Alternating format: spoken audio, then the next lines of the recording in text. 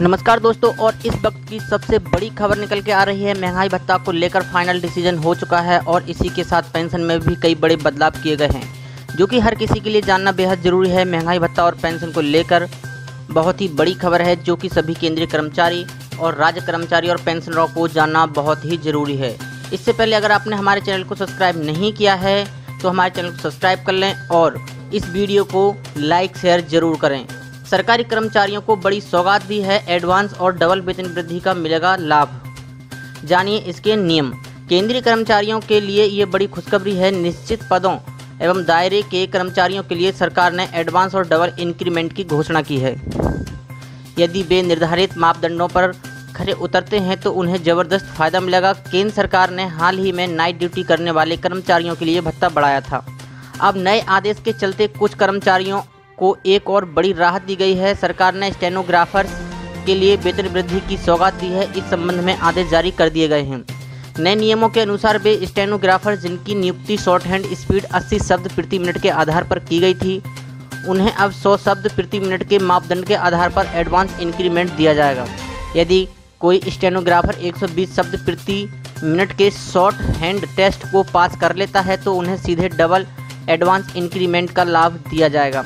यह speed test आधिकारिक रूप से विभागीय अधिकारियों द्वारा आयोजित किया जाएगा। नए नियमों में यह भी प्रावधान है कि यदि किसी स्टेनोग्राफर की नियुक्ति 80 शब्द प्रति मिनट की गति से शॉर्ट हैंड टेस्ट के आधार पर की गई है और वह सीधे 120 शब्द प्रति मिनट के टेस्ट को पास कर लेता है तो उसे भी 2 एडवांस इंक्रीमेंट का लाभ मिलेगा।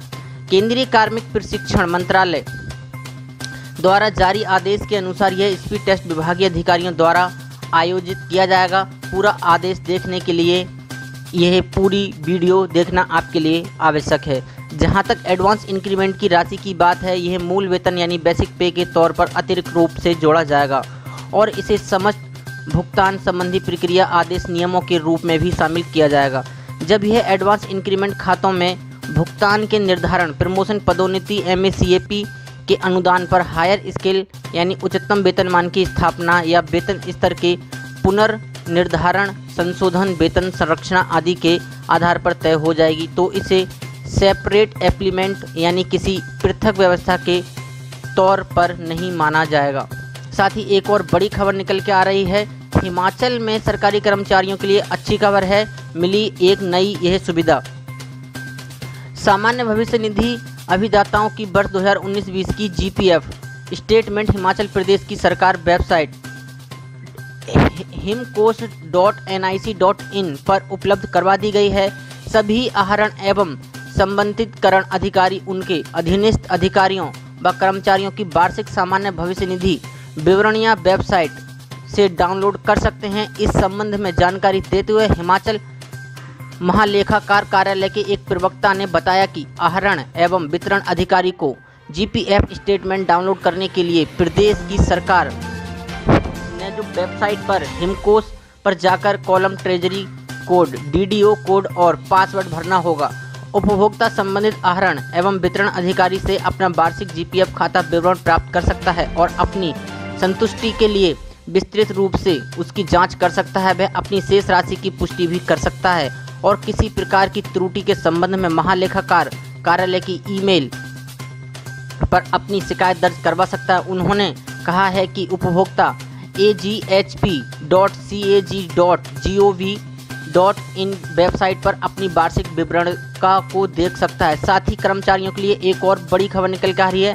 कर्मचारी के हित में मुख्यमंत्री शिवराज की बड़ी अपील। मध्य प्रदेश के लाखों कर्मचारी अधिकारियों के जुलाई 2020 के वेतन में होने वाली वार्षिक वेतन वृद्धि पर बने संकट को लेकर मुख्यमंत्री शिवराज सिंह चौहान का बड़ा बयान सामने आया है। सीएम ने प्रदेश के समस्त शासकीय अधिकारी कर्मचारियों से वार्षिक वेतन वृद्धि को लेकर चिंतित न होने की अपील की है। सीएम शिवराज ने कहा है कि हर अधिकारी कर्मचारियों को नियत समय से वार्षिक वेतन वृद्धि का लाभ दिया जाएगा, लेकिन इस समय कोविड संकट के चलते जनहित में वेतन वृद्धि का वास्तविक लाभ स्थितियां सामान्य होने पर ही मिल सकेगा। मुख्यमंत्री श्री चौहान ने कहा है, प्रदेश को कोरोना संकट से बाहर निकालने के उद्देश्य से अभी अधिकारी कर्मचारी सरकार के इस निर्णय का समर्थन और सहयोग करेंगे। मुख्यमंत्री श्री चौहान ने कहा है कि इस समय मध्य प्रदेश कोरोना संक्रमण के चुनौतीपूर्ण दौर से गुजर रहा है। सरकार ने कोविड-19 से बचाव में अपनी पूरी ताकत झोंक दी है। एक और राज्य के बजट का बड़ा हिस्सा स्वास्थ्य सेवाओं और अन्य कोविड कार्यों पर खर्च हो रहा है। वहीं दूसरे ओर आर्थिक गतिविधियों में कमी के कारण राज्य की आय में कमी आई है। मुख्यमंत्री ने कहा है कि हमारे अधिकारी कर्मचारी शासन व्यवस्था की रीढ़ की हड्डी हैं, जिन्होंने हर कठिन समय में सरकार का हमेशा साथ दिया है। सरकार भी अपने कर्मचारियों का वाजिब हक और हितों दोनों सुनिश्चित करने के लिए ना कभी पीछे हटी है और ना कभी पीछे हटेगी। गौरतलब है कि राज्य के 10 लाख से ज़्यादा कर्मचारियों को जुलाई 2020 से 3.3% इंक्रीमेंट दिया जाना है। इससे राज्य सरकार पर 900 करोड़ रुपए अतिरिक्त बोझ पड़ेगा। इसे देखते हुए वित्त विभाग ने 5 दिन पहले ही IFMS सॉफ्टवेयर से इंक्रीमेंट ऑप्शन को ब्लॉक कर दिया था। अगर सरकार की तरफ से सरकारी कर्मचारियों को एरियर और इंक्रीमेंट नहीं दिया जाएगा तो उन्हें प्रति माह 3 से 4 हज़ार रुपये का नुकसान होगा।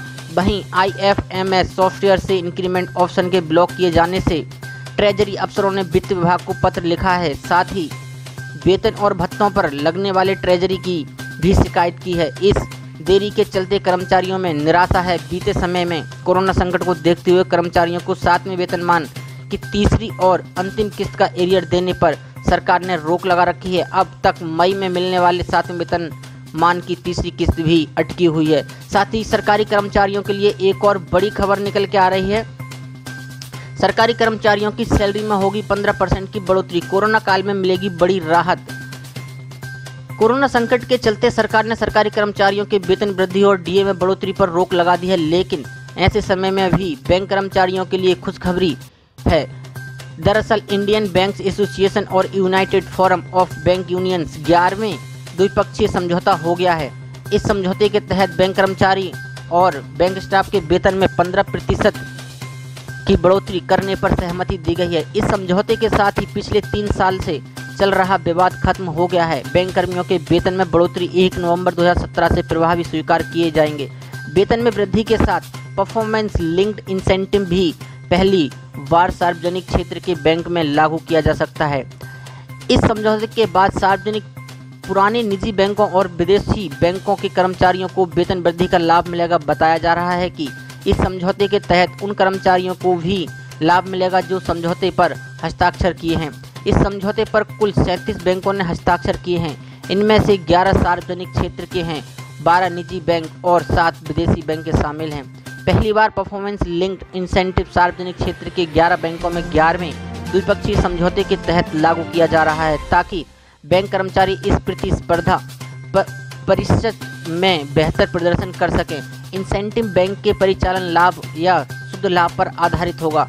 PLI कर्मचारियों को बैंक के वार्षिक प्रदर्शन और किसी फर्म या बैंक के साल दर साल के मुनाफे में प्रतिशत वृद्धि के आधार पर भुगतान किया जाता है। यह वेतन वार्षिक वृद्धि के अलावा सभी कर्मचारियों को देय है। निजी बैंकों और विदेशी बैंकों के लिए कर्मचारियों को यह इंसेंटिव प्रदान करना वैकल्पिक होगा। 11वें द्विपक्षीय समझौते के अंतर्गत बैंक कर्मचारियों के लिए कुछ अन्य भत्ते भी दिया जाना स्वीकार किया गया है। बैंकिंग क्षेत्र नेशनल पेंशन स्कीम में अपना योगदान बढ़ाकर 14% वेतन और महंगाई भत्ता 10 से बढ़ाया जाएगा। हालांकि ये सरकार की मंजूर के अधीन है। साथ ही एक और बड़ी खबर निकल के आ रही है। SBI ने 54 लाख खाता धारकों को बड़ी खुशखबरी दी है। लॉन्च की है नई सर्विस। देश के सबसे बड़े bank state bank of India ने अपने खाता धारकों को बड़ी राहत दी है। बैंक ने अपने 54 लाख पेंशन खाता धारकों के लिए नई सर्विस शुरू की है। इस नई सर्विस के जरिए पेंशन भोगियों को बड़ी राहत मिलने वाली है। स्टेट बैंक ऑफ इंडिया ने SBI पेंशन सेवा लॉन्च की है। इस सर्विस की मदद से SBI में पेंशन अकाउंट वाले सभी पेंशनर्स को बड़ी राहत मिलेगी। SBI ने पेंशन भोगियों के लिए नई वेबसाइट शुरू की है। नई वेबसाइट की मदद से पेंशन खाता धारकों को मदद मिलेगी। SBI पेंशन सेवा वेबसाइट पर उन्हें पेंशन संबंधी विवरणों की पूरी जानकारी मिलेगी। वहीं वो इस वेबसाइट पर आसानी से लॉगिन कर अपने पेंशन संबंधी सेवाओं की जानकारी हासिल कर सकेंगे। इस वेबसाइट पर उन्हें पेंशन भुगतान से लेकर उसके विवरण की पूरी जानकारी मिलेगी। साथ ही SBI की पेंशन सेवा वेबसाइट के जरिए पेंशन खाता धारकों को पेंशन से संबंधित विवरणों की जानकारी तुरंत मिल सकती है। इस वेबसाइट पर लॉगिन कर आप अपने घर बैठे बैठे अपने पेंशन संबंधी खाते की जानकारी भी हासिल कर सकते हैं। उससे संबंधित विवरण को देख सकते हैं। आप इस वेबसाइट के जरिए अपने पेंशन की जानकारी और एरियर का calculation pension slip form 16 download भी कर सकते हैं। वहीं इस वेबसाइट पर आपको निवेश संबंधी जानकारी भी मिलती रहेगी। वहीं आप इस वेबसाइट के जरिए ही अपना जीवन प्रमाण पत्र जमा कर सकते हैं और उसकी स्थिति की जानकारी भी ले सकते हैं। इस वेबसाइट पर पेंशन खाते के संबंधित जानकारी के लिए आप खुद को रजिस्टर करवाकर सुविधाओं का लाभ उठा सकते हैं। इसके लिए आपको pensionseva.sbi पर जाकर रजिस्ट्रेशन करवाना होगा। रजिस्ट्रेशन करवाने के बाद आप इस वेबसाइट की मदद से मोबाइल फ़ोन नंबर पर पेंशन पेमेंट डिटेल से संबंधित जानकारी का अलर्ट अपने मोबाइल पर पा सकेंगे। वहीं अपने ईमेल पर पेंशन स्लिप ले सकेंगे। आपको लाइफ सर्टिफिकेट जमा करने की सुविधा मिलेगी। वरिष्ठ नागरिक बचत योजना और ईपीएफ की जानकारी भी मिलेगी। वरिष्ठ नागरिकों को एफडी ब्याज पेंशन स्कीम बचत स्कीम से संबंधित जानकारी भी घर बैठे हासिल कर सकते हैं। ऐसी बड़ी खबरों को देखने के लिए हमारे चैनल को सब्सक्राइब करें और वीडियो को लाइक शेयर जरूर करें। धन्यवाद।